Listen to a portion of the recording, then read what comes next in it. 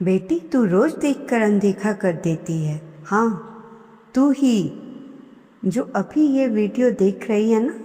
सोच, आज सुबह जब तू उठी, तेरे मन में एक ख्याल आया था ना, एक हल्का सा डर, एक हल्की सी बेचैनी जो तूने झट से किनारे पे कर दी। बोली छोड़ो, सब वहम है। पर बेटी, ये वहम नहीं था, ये वो मेरा इशारा था। और बेटी, कई बार ये छोटी सी अनदेखी बड़ी खुशी को देर से आने का कारण बन जाती है। इसलिए आज ये संदेश आधा सुनकर मत उठना। मंत्र जाप, ओम नमः शिवाय, शिव के सदा सहाय। ओम नमः शिवाय, गुरु जी सदा सहाय। गुरु जी के चरणों में कोटि कोटि नमः। इससे पहले जो गुरु जी के चरणों में लाइक सब्सक्राइब समर्पित करे, उसके घर में सुख समृद्धि की कभी कमी ना करें हमारे प्यारे गुरु जी। उन्हें भरपूर दें गुरु महाराज, उनकी हर इच्छा को पूर्ण करें। आज मैं तुझे दिल्ली की गीता की बात बताता हूँ। गीता रोज सुबह बड़े मंदिर के सामने से गुजरती थी। स्कूटी पर बेटे को ट्यूशन छोड़ने जाती, वापसी में मंदिर के गेट के सामने से निकलती। हर बार उसके मन में एक ख्याल आता, अंदर चलूं, 2 मिनट माथा टेकूं। पर हर बार यही एक जवाब, फिर कभी, आज टाइम नहीं। महीनों यही चलता रहा। और बेटी, वोट टाल देना। जिसकी बात मैं तुझसे कर रहा हूँ वो यह टाल देना कि मंदिर के गेट पर का नहीं है। ये उस भीतर की आवाज़ को दबा देना जो तुझे हर रोज़ कुछ बताने की कोशिश करती है और तू रोज़ उसे चुप करा देती है। लेकिन बेटी, जो गीता ने कुछ महीनों बाद देखा, उसकी पूरी सोच ही बदल गई। गीता के बेटे का नाम रोहित था। 12वीं के बाद बड़ी परीक्षा की तैयारी कर रहा था। पढ़ता था। कुछ महीनों से रोहित की आंखों में वो चमक ही नहीं रही जो पहले हुआ करती थी।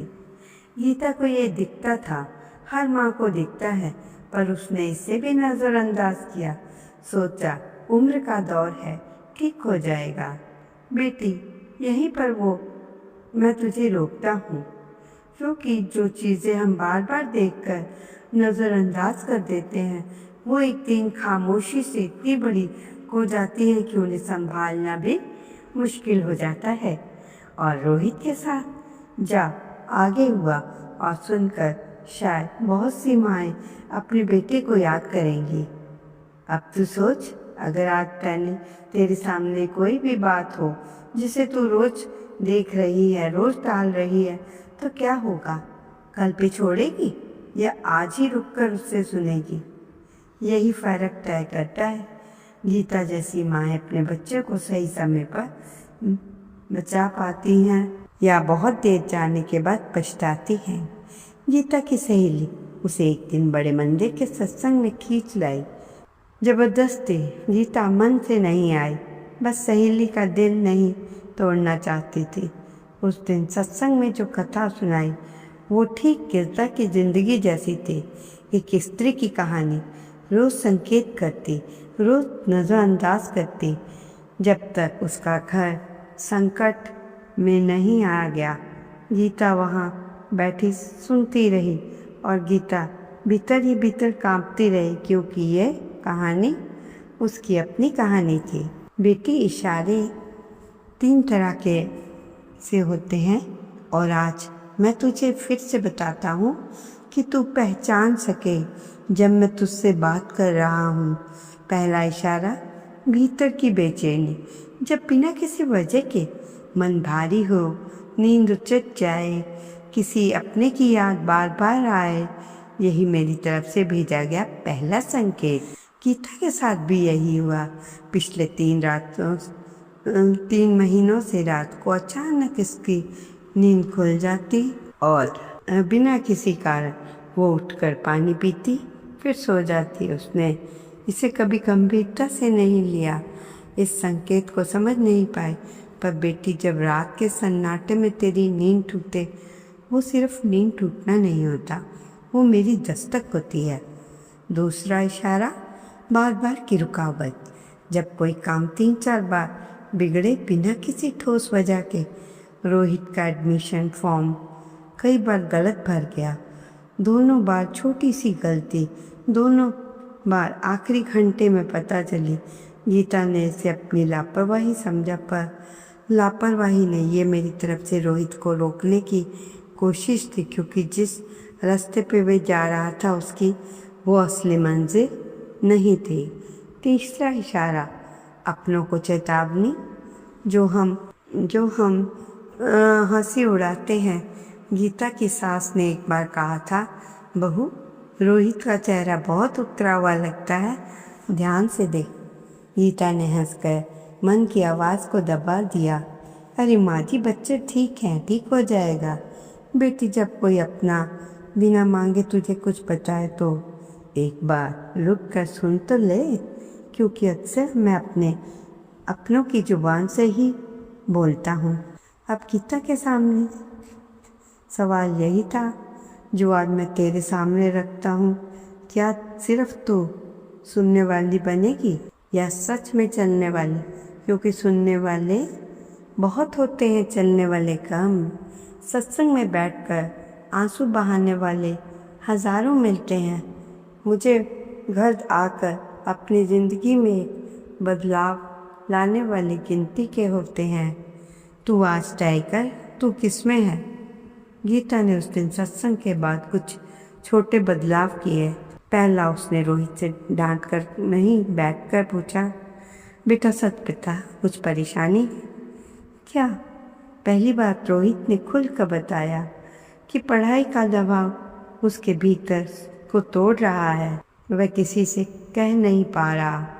दूसरा, गीता ने खुद रात सोने से पहले 2 मिनट निकालने शुरू किए अपने मन के डर के शब्दों के कहने के लिए, चाहे जुबान से बोले या मन में। तीसरे, उसने बड़े मंदिर आना शुरू किया, हफ्ते में एक बार, बिना किसी नागा। बेटी, ये कोई चमत्कारी इलाज नहीं था, ये सिर्फ इतना था कि गीता ने संकेतों को समझना शुरू कर दिया, दबाना बंद कर दिया। जब इंसान संकेत समझना शुरू करता है तब मेरे लिए रास्ता खुलता है, क्योंकि मैं दरवाजे खोल सकता हूँ, पर जिसे भीतर आना है उसे खुद पैर उठाने पड़ते हैं। 3 महीने बाद रोहित का रिज़ल्ट आया। पहले जितना अच्छा नहीं था जितना गीता ने सपने में सोचा, पर इतना ज़रूर था कि उसे रास्ता मिल गया, उसको सही था। और सबसे बड़ी बात, रोहित की आंखों में अब वो चमक लौट आई। गीता खुद कहती है, अगर मैं उस दिन सत्संग ना आती, अगर मैं वही टालना जारी रखती, तो शायद आज मेरा बेटा उस दबाव के नीचे कहीं टूट गया होता। गीता को बाद में एक बात समझ आई कि कई बार बच्चों को सबसे ज़्यादा ज़रूरत किसी की सलाह की नहीं, बल्कि किसी ऐसे इंसान की होती है जो बिना टोके ही उसकी बात को सुन ले। अब बेटी, मैं तुझसे 3 बातें साफ शब्दों में कहता हूँ, ताकि आज के बाद तू संकेतों को समझ सके, उन्हें दबाए नहीं। पहली बार, जब भीतर बेचैनी हो तो उसे नज़रअंदाज मत करना। 2 मिनट रुक, आंखें बंद कर मुझसे पूछ, गुरुजी आप क्या कहना चाहते हैं? जवाब उसी दिन नहीं आएगा, पर आएगा ज़रूर। दूसरी बात, जब कोई आपका काम बार बार बिगड़े, ये मत सोच कि किस्मत खराब है, ये सोच शायद मैं तुझे किसी और रास्ते की तरफ मोड़ रहा हूँ। रुक, समझ, फिर आगे बढ़। तीसरी बात, जब कोई अपना बिना मांगे तुझे कुछ बताए, हंसकर मत उड़ा। एक बार गंभीरता से सुन, क्योंकि हो सकता है वो तेरी आवाज़ हो किसी और के मुंह से निकल रही। बेटी, तेरे बच्चे की तरक्की और तेरे घर की खुशी छिनती नहीं है अचानक, वो धीरे धीरे छिनती है। उस दिन जब तू संकेत को नज़रअंदाज करती है तो वो बचती भी है, और धीरे धीरे उस दिन जब तू रुक कर सुनती है तो आज एक छोटा सा संकल्प ले। इस हफ्ते जब भी मन में कोई बेचैनी आए उसे दबा मत, लिख ले, जुबान से बोल दे, गुरुजी मैं आपके पास रखती हूँ। और अपने घर में आज एक बार अपने बच्चे से बैठकर बात कर, बिना डांटे बिना जज किए, सिर्फ सुनने के लिए। अगर तेरा बच्चा ये सत्संग सुन रहा है तो बेटा, तो उससे भी सीधी बात, तेरी माँ जो कहती है कभी कभी गुस्से में, पर उसके पीछे डर छुपा होता है तेरे खोने का, उसे अनसुना मत कर। और जो मैं रास्ते तेरे लिए रोकता हूँ वो इसलिए नहीं कि तुझे रोकना चाहता हूँ, इसलिए कि आगे और रास्ता तेरा इंतज़ार कर रहा है। बेटी इस सत्संग से एक बात और समझ ले, बहुत कम लोगों को पता होता है कि ये तीनों इशारे कभी अकेले नहीं जाते, हम हमेशा एक क्रम में आते हैं बढ़ते हुए। पहले भीतर की बेचैनियाँ होती है धीमी सी, जिसे अंदाज करना सबसे आसान होता है। अगर उसे सुन न जाए तो अगला इशारा रुकावट के रूप में आता है, थोड़ा तेज थोड़ा साफ। और अगर वो भी अनसुना रह जाए, तीसरा इशारा किसी अपने की जुबान से आता है, सबसे तेज सबसे सीधा, क्योंकि मेरे पास और कोई रास्ता नहीं बचता तब तुम्हारे तक पहुंचने का। इसलिए जिस दिन कोई अपना तुझे बिना मांगे कुछ कहे, समझ लेना कि उसका पहला इशारा नहीं, ये मेरी आखिरी कोशिश है। जितनी जल्दी तू अपने इशारे पे रुक जाएगी उतना कम तुझे सहना पड़ेगा। दूसरी बात, इशारे कभी डराने के लिए नहीं होते, ये हमेशा किसी नए रास्ते की तरफ मोड़ने के लिए आते हैं। जो रुकावट तुझे बुरी लगती है वो अक्सर किसी बड़े नुकसान से बचने का ज़रिया होता है। बस उस वक्त तुझे एक समझ नहीं आता, अगर तू और तेरा बच्चा दोनों मन से चाहो तो तू और वह साथ छोटी सी प्रार्थना कर सकते हो, गुरुजी बाद में संकेतों को अनदेखा नहीं करूँगी। जो बेचैनी भीतर आए, जो रुकावट बार बार सामने आए, जो बात आपने बिना मांगे कहे, उसे ध्यान से सुनूंगी और आपसे पूछूंगी आगे क्या करना है। मेरे बच्चे की तरक्की और मेरे घर की खुशी की रक्षा अब आप करेंगे। मुझे वो समझ दे जिससे मैं खुद अपने घर की रक्षक बन सकूं। संगत जी, एक बार एक अंकल गुरुजी के पास जाया करते थे, पर उनके यार दोस्त जबरदस्ती उन्हें ले जाया करते थे, परंतु वो अंदर से इन सब चीज़ों को नहीं मानते। कई बार गुरु महाराज जी ने उनके दोस्त जो आते थे उनसे कहा उन अंकल को लेके आना, पर अंकल जल्दी कहाँ मानने वाले कि मैंने बहुत से गुरु देखे हैं, नहीं मैं गुरुओं के चक्कर में नहीं पड़ता, मेरी पाठ पूजा बहुत है, मैं शिव जी को मानता हूँ और बचपन से मानता आया हूँ। तो संगत जी, क्या होता है कि एक दिन सारे फ्रेंड्स अंकल के ज़बरदस्ती ही उन्हें बड़े मंदिर लेके जाते हैं।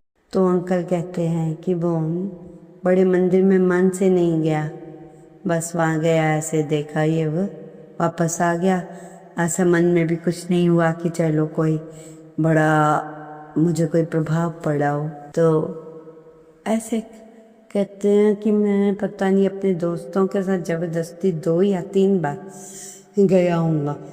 तो गुरुजी ने उन अंकल से बात की होगी कि तू आता क्यों नहीं, मैंने तुझे तो ब्लेस करना था। कहते तेरे पास गाड़ी है ना? जी गुरुजी है। तो वो गाड़ी नैनो है। हाँ जी गुरुजी। तो ठीक है, अब तो ऐसा कर कि मतलब इतना ही पूछा था गुरुजी ने। उसके बाद गुरुजी से फिर से काफ़ी समय तक मुलाकात नहीं हुई, अंकल भी भूल गए। एक दिन क्या होता है कि सुबह के 3-4 बजे होते हैं, और बेल बजती है अंकल की। अंकल उठते हैं, कौन सुबह सुबह परेशान करने आ गए, ये दोस्तों को भी चैन नहीं, मन से ही अपने आप में बातें कर रहे हैं। तो अपनी पत्नी को कहते तुम देख, वो कहती नहीं आप ही देखो। कहते ठीक है मैं देखता हूँ। मैंने गेट खोला, ताला खोला गेट का, देखा इधर उधर, तो मैं क्या देखता हूँ, एक बहुत बड़ी सी गाड़ी। उसमें जो ड्राइवर है वो कहता है अंकल आपसे कोई मिलने आया है। तो अंकल कहते हैं यार दोस्तों ने भी ये नहीं देखते टाइम, ये वो सो ड्राइवर से बात कर रहे हैं, जब दिल करता है फ़ोन कर देते हैं। वो कहता मैं नहीं मिलना मेरा दोस्त का है, मैं ये कोई टाइम है, मैं सो रहा। तो ड्राइवर अंकल फिर से बोलते हैं आप चल के तो देखो कौन आया है, कौन आया है। तो संगत जी ड्राइवर के कहने पर, रिक्वेस्ट करने पर अंकल जाते हैं और फिर क्या देखते हैं, इतनी बड़ी गाड़ी में से ड्राइवर के साथ वाली सीट पर गुरुजी बैठे हैं, वो भी इतनी रात के समय। ओहो गुरुजी आप मेरे को कह दिया होता। बस ऐसे करते करते अंकल उन्हें अपने घर में लाए और बिठाया और कहा, वो काफ़ी